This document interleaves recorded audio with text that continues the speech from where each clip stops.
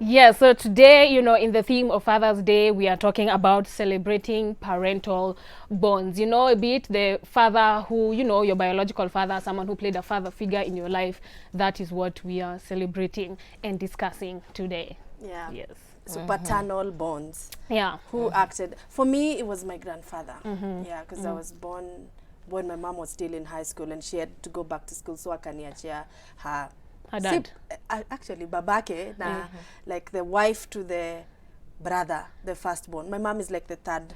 Okay. Third born. Yeah, so the firstborn, the wife, yeye ndo akasema, sasa mimi mchungieni mtoto. For So real? my grandfather acted like as I never felt like I ever needed a dad because I called him dad for the longest time. In Kikamba ni tata. So I called him tata just like everyone else. So I never felt like I ever missed anything in my life, especially when it came to Like a father my figure. yeah. I had enough. Him, Yeah. I had my uncles, taking care of me. And he would take me to graze, like to Nalisha. I still know how to do the Are you serious? Yeah, I do that. And he's the one who taught like, you? Oh, yeah. Oh, that's so like cute. Unaita ng'ombe ile inasumbua sana, unaeka hii kitu. Eki akelenga, alafu yeka ata, so for me, the fact that he stepped in, I was the first grandchild, and for me to just watch him take care of me was a bliss. Like, I'm honestly going back in time. That's the problem with me when I'm talking about something and like I go right back to that moment. Yeah, and then my stepfather, but let me not talk too much about him. I'll address that on my YouTube channel by Nana Witty. But yeah. Okay, that's beautiful. Your dad, of course, has been my dad was a very big part of my life, like his whole life. Trying not to get emotional. He literally I never had my dad tell me no. Like since I was a child, he was always there for me. He taught me how I'm supposed to be loved, and for that I'm always going to be grateful. Yeah. So I've always been a daddy's girl growing up. Yeah. My childhood memories iko hivyo, like I've always been a daddy's girl. My dad, I don't think he's ever beaten me. Same. Physically Same. Maka kuna time I was so curious because he used to beat my brother akikosea. Maka nikamuuliza yo sikianga aje mbona yeye ulia.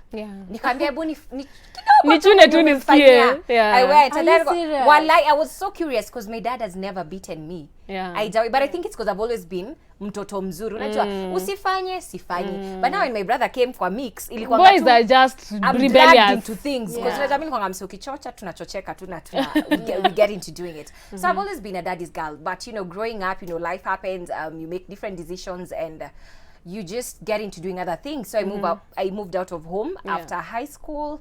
That is, I moved out 2012 when I got into KU. And, I just started my own thing. You get me doing what I was doing music and all the life that I started living and all that. Ikafanya kidogo ikakuwa we don't really communicate that much. But we speak occasionally.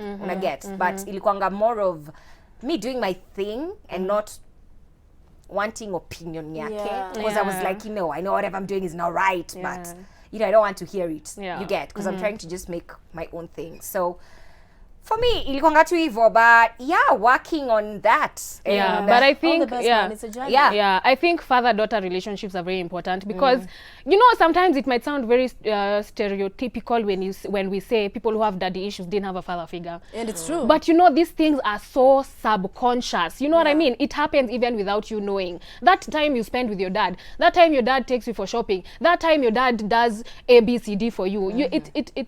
It's very important because some women don't have that, so they go looking for it, and you wonder why these women are dating older men. Because they never had that. It's not for everyone, but I feel like a very high percentage, maybe 80% of women who didn't have that like fatherly parental figure, they go tend to looking for attract it. They're looking for it. And I remember one time my grandfather used to involve me a lot in whatever he did. So he had this finger ilikuwa imeumwa na first wife yake. Are you serious? Jesus Christ! But he told me like the nerves couldn't make it like fold. What? All he could do like his hand ikidole ilikuwa hivi, and he loved to write. He loved to write Kikamba because he was not elite. Hakuwa msee ati ameenda shule, but he loved to read Kao books and write. And I remember there's this one time I went to school. I was in class 1. I went to school and I used his last name, surname Zomo, and the teacher told me, unatumia jina ya babu yako kwa nini? Because you know it's a village, everyone knows everyone. Everyone knows So they know everyone. that's your grandfather. And she told me, Rab, andika jina ya mama yako. So I rubbed, I wrote my mom's name. Are you And then I went serious? home, I cried. I was like, Tata, imagine. They would let me wananiambia, use. "Why is it baba yeah, yangu?" guys. And I was like, Ebu, ati, turudi shule. So, yes, we went back to school to reclaim that name. Are Like, you wewe serious? unamwambia ni babu. Wewe ni ulisikia nani? wapi? Wewe ni nani? Yani, Unamwambia nani? legit, my Yeah. grandfather was so much fun, man. Yeah. But anyway, guys, I hope you're celebrating your dad. If they're here, man, and you guys have maybe a very strained relationship, as Kush puts it, there's always a second chance to try it again. So do that now.